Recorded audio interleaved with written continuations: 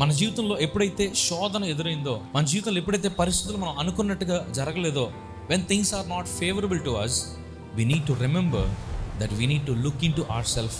మన వైపు, మన లోపలికి మనం చూసుకునే సమయం వచ్చిందని మనం అనుకోవాలి. ఎప్పుడైతే నీ జీవితం మీదకి ఒక భయంకరమైన శోధన వచ్చినప్పుడు దేవుని సన్నిధిలో మోకరించి ఎందుకు చేసావయ్యా ఇది, ఎందుకు చేసావు అని వారికి కాదు, కానీ ప్రభువా నా జీవితంలో నీకు కోపం తెప్పించే పని నేను ఏదైనా చేశానా, అందుకే నేను ఈ శోధన ఎదుర్కొంటున్నాను. నా జీవితంలో ఒకవేళ నీకు వ్యతిరేకంగా నేనేమన్నా తప్పు చేశానా, లేదా నా కుటుంబంలో ఏదన్నా, నా బిడ్డ, నా భార్య, లేదంటే ఇంకెవరైనా నీకు వ్యతిరేకంగా వారు పాపం చేశారా?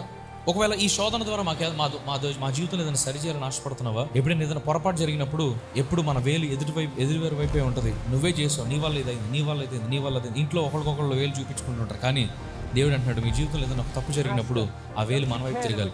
You need to look at your self. If I have done something wrong, నేను ఏదైనా తప్పు చేశానా, నేదైనా పొరపాటు చేశానా, మనలోకి మనం చూడటం ప్రారంభించాలి.